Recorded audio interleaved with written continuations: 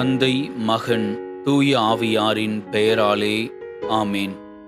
எங்கள் பரலோக தந்தையே, உம்முடைய வார்த்தைக்கு கீழ்ப்படிந்து உமது திருமகனின் அன்னைக்கு நாங்கள் அளிக்கும் பக்தியை ஆசிர்வதியும்.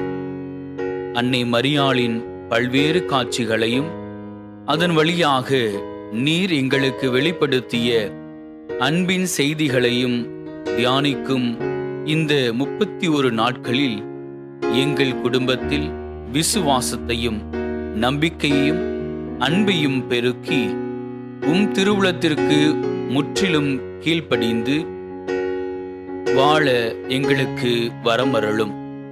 அன்னை மரியாளின் பரிந்துரையை நாங்கள் நாடி அவரது புனித வாழ்வை பின்பற்றி என்றும் உமது மகிமைக்காக வாழ எங்களுக்கு அருள் புரியும். எங்கள் ஆண்டவராகிய கிறிஸ்து வழியாக உம்மை மன்றாடுகின்றோம். ஆமேன். நம்பிக்கை அறிக்கை. விண்ணகத்தையும் மண்ணகத்தையும் படைத்த எல்லாம் வல்ல தந்தையாகிய கடவுளை நம்புகின்றேன். அவருடைய ஒரே மகனாகிய நம் ஆண்டவர் இயேசு கிறிஸ்துவை நம்புகின்றேன். இவர் தூய ஆவியால் கருவுற்று கன்னிமரியாவிடமிருந்து பிறந்தார். பொந்தியு பிலாத்துவின் அதிகாரத்தில் பாடுபட்டு சிலுவையில் அறையப்பட்டு இறந்து அடக்கம் செய்யப்பட்டார். பாதாளத்தில் இறங்கி 3ஆம் நாள் இறந்தோரிடமிருந்து உயிர்த்தெழுந்தார். விண்ணகத்துக்கு எழுந்தருளி எல்லாம் வல்ல தந்தையாகிய கடவுளின் வலப்பக்கத்தில் வீற்றிருக்கின்றார்.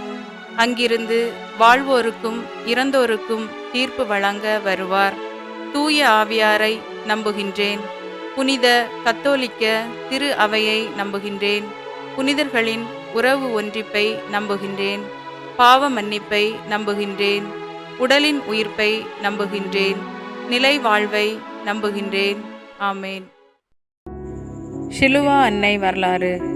ஐரோப்பா கண்டத்தில் திருத்தந்தையினால் அதிகாரபூர்வமாக அங்கீகரிக்கப்பட்ட முதல் மரியாளின் காட்சியே லித்துவேனியா நாட்டின் ஷிலுவாவில் நிகழ்ந்ததாகும். இதன் வரலாறு விசுவாசத்தின் சோதனை காலத்தையும் அன்னை மரியாவின் பரிந்துரையால் நிகழ்ந்த அற்புத ஆலயத்தையும் கூறுகிறது. 15ஆம் நூற்றாண்டில் ஷிலுவா கிராமத்தில் அன்னை மரியாவின் பிறப்பிற்கு அர்ப்பணிக்கப்பட்ட ஒரு தேவாலயம் கட்டப்பட்டது. இந்த தேவாலயம் மரியன்னையின் அற்புத திருவுருவ ஓவியத்திற்காக புகழ் பெற்றிருந்தது. மக்கள் வெள்ளப்பெருக்குடன் இங்கு வந்து ஜெபித்து வந்தனர். ஆனால் 16ஆம் நூற்றாண்டின் பிற்பகுதியில் கால்வினிசம் என்ற சீர்திருத்த கிறிஸ்தவ பிரிவு லித்துவேனியாவில் பரவியது. அப்போது ஷிலுவாவின் நில உரிமையாளர் கால்வினிசத்தை பின்பற்றி கத்தோலிக்க தேவாலயத்தை மூடி அதன் சொத்துக்களை கைப்பற்றினார். கத்தோலிக்க விசுவாசம் நசுக்கப்பட்டது. அந்த இக்கட்டான சூழலில் தேவாலயத்தின் கடைசி பங்கு தந்தை பேதுரு கெட்ராய்டிஸ் அன்னையின் திருவுருவ ஓவியத்தையும் தேவாலயத்தின் முக்கிய ஆவணங்களையும் திருப்பலி பாத்திரங்களையும் ஒரு இரும்பு பெட்டியில் வைத்து அதை ஒரு பெரிய பாறைக்கு அடியில் புதைத்துவிட்டு அந்த இடத்தை விட்டு வெளியேறினார். காலப்போக்கில் தேவாலயமும் அதன் இருப்பிடமும் முற்றிலும் மறக்கப்பட்டது. சுமார் 80 ஆண்டுகளுக்கு பிறகு 1608ஆம் ஆண்டு ஒரு கோடை காலத்தில் ஷிலுவா கிராமத்து சிறுவர்கள் சிலர் தங்கள் ஆடுகளை மேய்த்து கொண்டிருந்தனர். அப்போது முன்பு தேவாலயம் இருந்த இடத்தில் இருந்த ஒரு பெரிய பாறையின் மீது அழகிய பெண் ஒருவர் தன் கையில் குழந்தையை ஏந்தியவாறு நின்று துயரத்துடன் அழுது கொண்டிருப்பதை கண்டனர். அந்த பெண்ணின் துக்கம் அவர்களை ஆழமாக தொட்டது.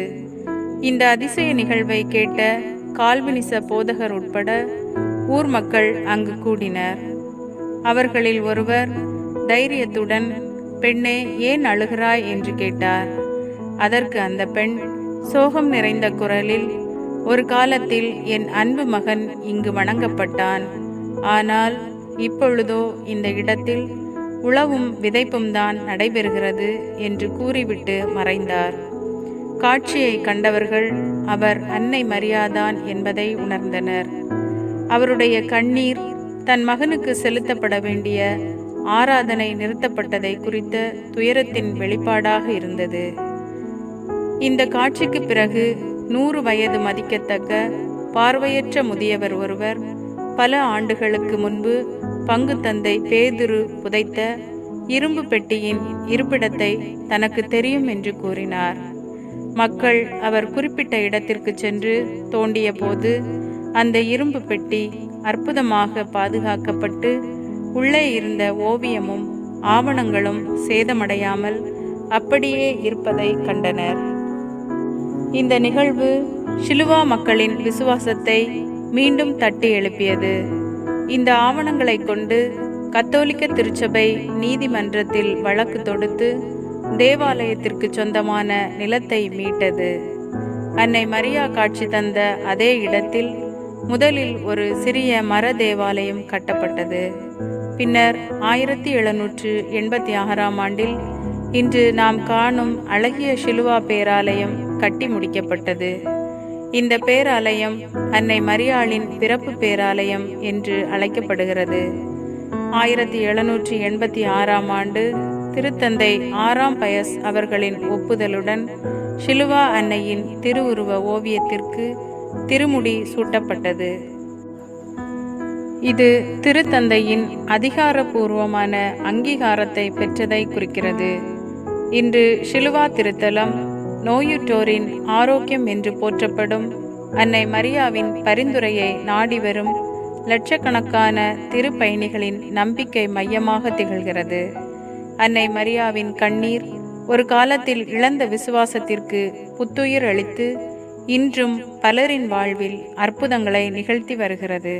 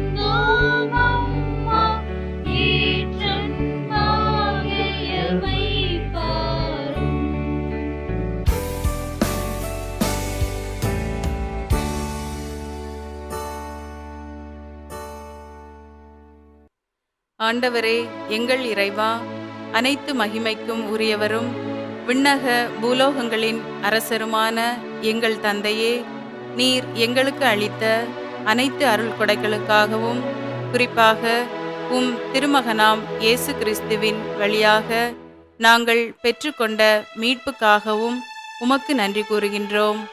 அன்பு தாயாம் அன்னை மரியாவே, கானாவூர் திருமணத்தில் நீர் காட்டிய பரிந்துரை முதல் சிலுவையின் அடியில் இயேசு உமக்கு அளித்த தாயின் பாசம் வரை வாழ்வின் ஒவ்வொரு காட்சியிலும் நீர் இறை சித்தத்திற்கு முற்றிலும் அடிபணிந்த உத்தம அடியாராக விளங்கினீர். உம்முடைய ஆம் என்ற ஒற்றை வார்த்தை இவ்வுலகின் மீட்புக்கு அடித்தளமாய் அமைந்தது. நாசரேத்தில், விவிலியத்தில், இவ்வுலகில் பல்வேறு இடங்களில் உம்மை கண்ட ஒவ்வொரு இடத்திலும் நீர் அன்பு, நம்பிக்கை, மனம் வருத்தம், ஜெபம் ஆகியவற்றின் அவசியத்தை எங்களுக்கு உணர்த்தினீர். தாயே, உம்முடைய ஒவ்வொரு காட்சியையும் தியானித்த நாங்கள் நீர் எங்களுக்கு கொடுத்த செய்திகளை எங்கள் உள்ளங்களில் பொக்கிஷமாக பாதுகாக்கின்றோம். உலக அமைதிக்காகவும் பாவிகளின் மனமாற்றத்திற்காகவும் குடும்பங்கள் இறைவனின் பாதையில் நடக்கவும் நீர் விடுத்த அழைப்பை நாங்கள் செவிமடுக்கிறோம். உம்முடைய கண்ணீரும் உமது தாய் உள்ளத்தின் ஏக்கமும் எங்கள் இதயங்களை உருக்குகின்றன. இப்பொழுது எங்கள் குடும்பமாக நாங்கள் உம்மிடம் மன்றாடுகின்றோம். நாங்கள் உம்மை போல் இறைவனுக்கு முற்றிலும் அடிபணிந்து வாழும் வரத்தை எங்களுக்கும் எங்கள் குடும்பத்திற்கும் தந்தருளும். தினந்தோறும் ஜெபிக்கும் வரத்தை, குறிப்பாக ஜெபமாலை ஜெபிக்கும் வரத்தை எங்கள் அனைவருக்கும் அளித்தருளும். பாத்திமாவில் நீர் கேட்டது போல உலக சமாதானத்திற்காகவும் உக்ரைன், காசா போன்ற போரால் பாதிக்கப்பட்ட நாடுகளின் மக்களுக்காகவும் துன்புறும் ஆன்மாக்களுக்காகவும் நாங்கள் தொடர்ந்து ஜெபிக்க எங்களுக்கு உதவி செய்யும். மனம் திருந்துதலின் முக்கியத்துவத்தை நாங்கள் உணர்ந்து எங்கள் பாவங்களை அறிக்கையிட்டு இறைவனின் கருணையை நாட எங்களுக்கு வழிகாட்டும். தூய்மையான வாழ்க்கையை வாழவும் சவால்களின் மத்தியிலும் விசுவாசத்தில் உறுதியாக நிற்கவும் எங்களுக்கு பலம் தாரும். எங்கள் குடும்பத்தில் உள்ள அனைவரையும் உம்முடைய பாதுகாவலில் எடுத்துக்கொள்ளும். நோயுற்றவர்களை குணமாக்கும். வழி தவறியவர்களுக்கு வழிகாட்டும். துன்புறுவோருக்கு ஆறுதல் தாரும். இறைவனின் அன்பும் நீதியும் எங்கள் குடும்பங்களில் என்றும் நிலவச் செய்யும். மரியாளின் மாசற்ற இருதயமே, எங்களுக்காக வேண்டிக் கொள்ளும். இயேசுவின் திரு இருதயமே, எங்கள் மேல் இரக்கமாயிரும். ஆமேன்.